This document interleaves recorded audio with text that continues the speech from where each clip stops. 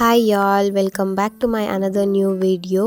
So ಇವತ್ತು ನಾನು ಮುಲ್ಲಂಗಿ ಸಾಂಬಾರನ್ನ ಮಾಡ್ತಾ ಇದ್ದೀನಿ. ಅಂದರೆ ರ್ಯಾಡಿಶ್ ಅಂತಾರಲ್ವ, ಸೊ ಅದನ್ನು ಯೂಸ್ ಮಾಡಿಕೊಂಡು ಸಾಂಬಾರನ್ನ ಮಾಡ್ಕೊತಾ ಇದ್ದೀನಿ. ಯಾವ ರೀತಿ ಮಾಡೋದು ಅಂತ ನೋಡೋಣ ಬನ್ನಿ. ಇಲ್ಲಿ ಮಸಾಲೆ ರುಬ್ಕೊಳೋದಕ್ಕೆ ನಾನು ಫ್ರೈ ಮಾಡ್ಕೊತಾ ಇದ್ದೀನಿ.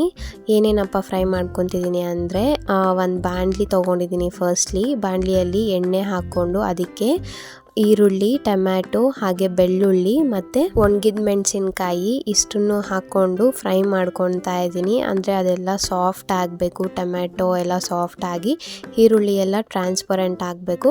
ಅಲ್ಲಿವರೆಗೂ ನಾನು ಫ್ರೈ ಮಾಡ್ಕೊತಾ ಇದ್ದೀನಿ. ಎಲ್ಲ ಒಟ್ಟಿಗೆ ಹಾಕ್ಕೊಂಡಿದ್ದೀನಿ. ನೀವು ಬೇಕಾದ್ರೆ ಸಪ್ರೇಟಾಗಿ ಹಾಕ್ಕೊಂಡು ಕೂಡ ಹುರ್ಕೊಳ್ಬೋದು.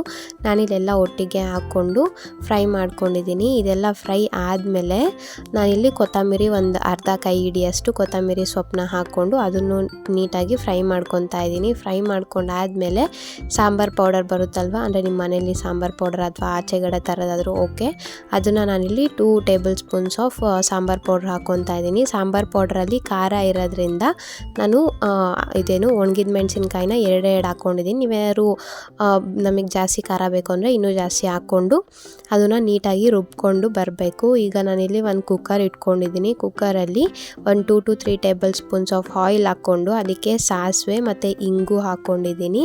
ಹಾಕ್ಕೊಂಡು ಕರ್ಬೇವಿನ ಸೊಪ್ಪು ಒಂಚೂರು ಹಾಕಿ ಮತ್ತು ಚಿಕ್ಕದಾಗಿ ಕಟ್ ಮಾಡಿರೋ ಆನಿಯನ್ಸ್ನ ಸೇರಿಸ್ಕೊಂಡು ನೀಟಾಗಿ ಫ್ರೈ ಮಾಡ್ಕೊತಾ ಇದ್ದೀನಿ. ಆನಿಯನ್ಸ್ ಏನು ಟ್ರಾನ್ಸ್ಪರೆಂಟ್ ಆಗೋ ಅವಶ್ಯಕತೆ ಇಲ್ಲ, ಸ್ವಲ್ಪ 1 to 3 ಸೆಕೆಂಡ್ಸ್ ಫ್ರೈ ಮಾಡಿಕೊಂಡ್ರೆ ಆಯಿತು. ಈಗ ನಾನು ರ್ಯಾಡಿಶ್ನ ಫಸ್ಟೇ ಕುಕ್ಕರಲ್ಲಿ ಬಾಯ್ಲ್ ಮಾಡಿ ಇಟ್ಕೊಂಡಿದ್ದೆ, ಅಂದರೆ ಅದನ್ನ ಬೇಯಿಸಿ ಇಟ್ಕೊಂಡಿದ್ದೆ. ಅದನ್ನು ಈ ಕುಕ್ಕರ್ ಒಳಗಡೆ ಸೇರಿಸಿ ಈಗ ಆಗಲೇ ರುಬ್ಕೊಂಡಿದ್ವಲ್ಲ ಮಸಾಲೆ, ಸೊ ಅದನ್ನು ಸೇರಿಸ್ಕೊತಾ ಇದ್ದೀನಿ. ಅದನ್ನು ಸೇರಿಸ್ಕೊಂಡು ಆ ಜಾರಲ್ಲಿ ಮಿಕ್ಕಿರೋ ಮಸಾಲೆಗೆ ವಾಟರ್ ಹಾಕಿ ಆ ವಾಟರ್ನೂ ಹಾಕ್ಕೊಂಡು ಈಗ ನೀಟಾಗಿ ಮಿಕ್ಸ್ ಮಾಡ್ಕೊತಾ ಇದ್ದೀನಿ.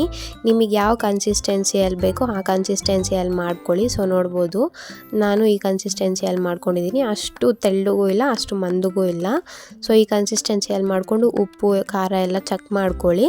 ಇಲ್ಲಿ ಉಪ್ಪು ಚೂರು ಕಮ್ಮಿ ಆಗಿತ್ತಂತ ನಾನು ಉಪ್ಪು ಹಾಕ್ಕೊತಾ ಇದ್ದೀನಿ. ಹಾಕ್ಕೊಂಡು ಬಾಯ್ಲ್ ಮಾಡ್ಕೊಳ್ಬೇಕು ನೀಟಾಗಿ. ಅದು ಸ್ಮೆಲ್ಲೆಲ್ಲ ಹೋಗಬೇಕು, ಮಸಾಲೆ ಸ್ಮೆಲ್ಲೆಲ್ಲನೂ ಹೋಗೋವರೆಗೂ ಬಾಯ್ಲ್ ಮಾಡಿಕೊಂಡ್ರೆ ಈಸಿಯಾಗಿ ಟೇಸ್ಟಿಯಾಗಿ ಮುಲ್ಲಂಗಿ ಸಾಂಬಾರ್ ರೆಡಿ ಆಗುತ್ತೆ. ಇನ್ನು ಯಾರ್ಯಾರು ನನ್ನ ಚಾನಲ್ನ ಸಬ್ಸ್ಕ್ರೈಬ್ ಮಾಡ್ಕೊಂಡಿರೋ ನೋಡ್ತಾರೆ, ಪ್ಲೀಸ್ ಸಬ್ಸ್ಕ್ರೈಬ್ ಮಾಡ್ಕೊಳ್ಳಿ. ಹಾಗೆ ಶೇರ್ ಮಾಡಿ, ಲೈಕ್ ಮಾಡಿ, ಕಾಮೆಂಟ್ ಮಾಡಿ ಅಂತ ಕೇಳ್ಕೊತಾ thank you so much for